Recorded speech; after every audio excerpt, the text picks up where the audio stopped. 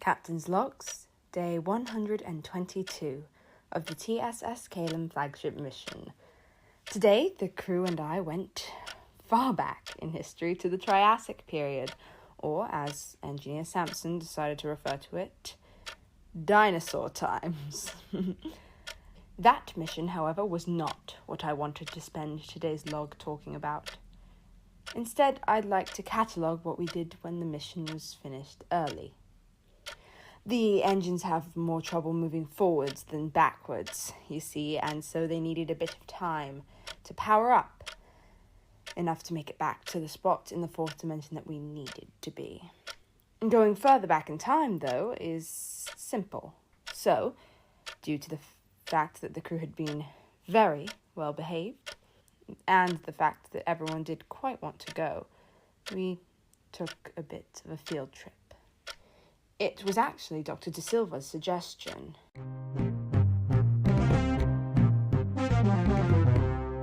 Well, that was easy.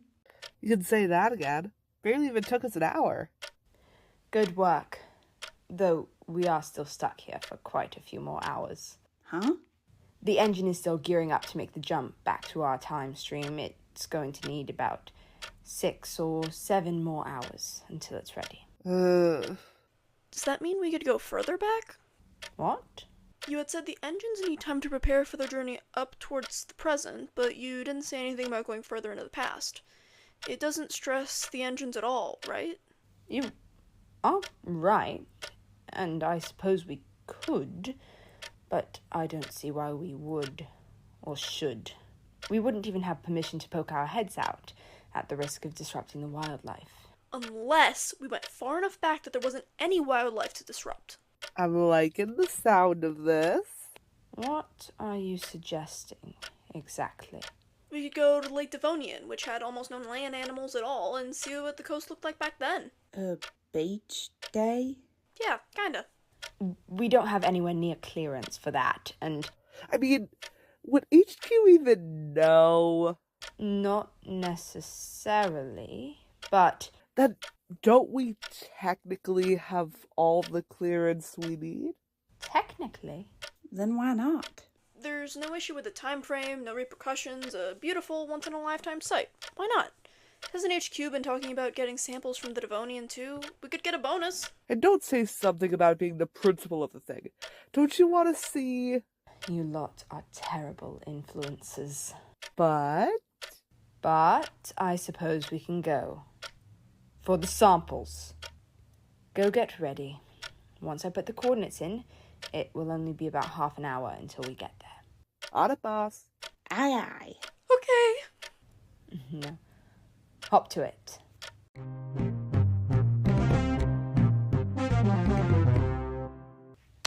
All right. Is everyone in good 15 to 21 degree weather clothes? Celsius, I mean. I don't need anyone sweating or freezing. DeSilva, are we certain these shorts will be warm enough? I'll be fine. Does everyone have sunscreen on? None of you will be getting any prehistoric sunburn today. You never let us have any fun. I am taking you on what amounts to a joyride in a priceless corporate-owned vehicle. I don't know how much more fun you need. Now, does anyone need to go to the bathroom? Peeing in a bush or the ocean is not an option, and I am not going to be firing up the decontamination chamber every 5 minutes. No. No, Mom. All right, then. Let's give this a try. Whoa. Whoa, it's so quiet. Yeah, birds haven't even been invented yet, let alone crickets. And the ocean is pink! Never begged you for a pink kind of person. Guess you gotta move your pegs then. Well, if you need me, I'll be reading. We're millions and millions of years before we were ever born, and you're just going to read? Yes. Enjoy. Anyone up to help me with samples? As long as it means I get to swim in that gorgeous water. I hate to break it to you, St. James, but the Cambrian explosion has already happened, which means we're a little bit stuck on land if we don't want to disturb history. Oh, come on! I guess we'll have to play catch a little further inland then. First, samples. Fine. That's just about the spirit I expected. Come on. You know, there's really not a lot to do in the late Devonian. I fret not. We've played toss, soccer, we tried volleyball, we can't swim. I resort to hide and seek, but I do not like that the trees here don't die, and there is nothing else on this beach. We don't even have shells yet. We could try tanning? You mean Cass could try tanning. What's that supposed to mean? If you tanned a day in your life, I would be surprised. I can tan! Tanning is still boring, though. Just laying there. Maybe you should have brought a book then. Not gonna waste a day reading James Patterson or whatever it is you have. Robert Louis Stevenson, actually. Still. We could always bury Nye in sand. Whoa, whoa, whoa, whoa, whoa, whoa. Who said I'm okay with being buried? Please, I helped you get samples. No way. I am not getting sand in my hair. Neither am I. Which leaves just one person to get buried. The captain? Don't even think about it. Well, Maeve, surely you wouldn't do that to your friend. You already know I would. Not, you know what? No, there is no universe where I can convince you not to take revenge. At least you recognize it? At least. Well, now that we have that established... You'll never take me alive. Then prepare to die. How does it feel to lose, Cassiopeia St. James? Tiring. Good thing it doesn't happen to me very often. Surrender?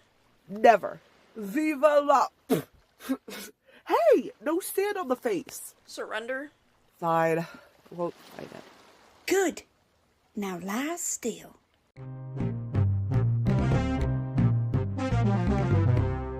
You know, being buried really isn't too bad. You're not convincing me or Nye to let you bury us. No, seriously. It's not as uncomfortable as I thought it would be.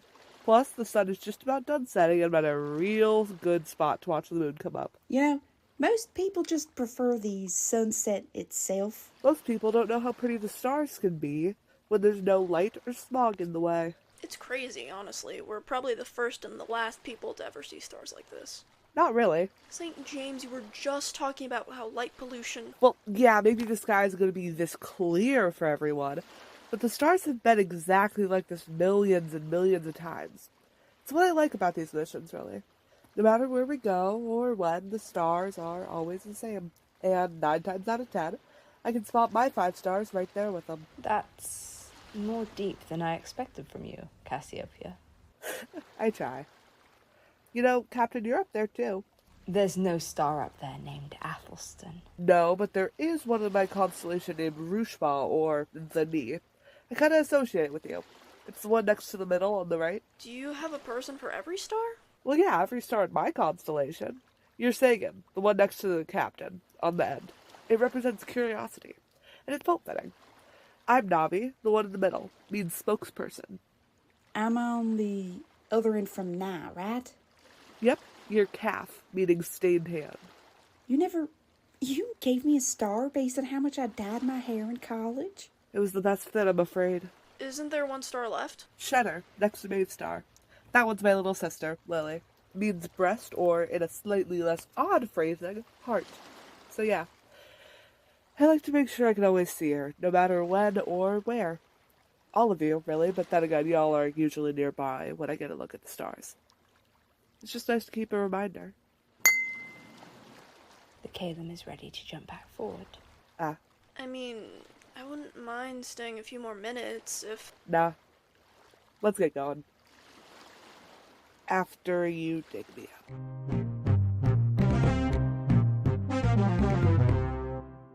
At that, we decontaminated and reboarded the ship with the samples of water, sand, and some flora.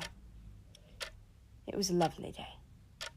Everyone had fun on the beach, and in the end, I learned something new about myself. At least now, every time I look to the stars, I can find myself and my crew, not just our ship. This is the captain of the TSS Caelum, signing off.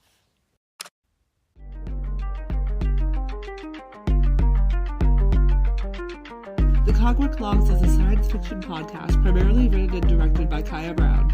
Today, you heard the voices of Keely Dodson-Gladis as the captain, Laura Julich as Mavis Sampson, Kat Quigley as Nye DeSilva, and Kaya Brown as Cassiopeia St. James. This episode is edited by Keely Dodson-Gladis. A special thanks to Michael Gurwey for the theme song, and a thanks to you for listening.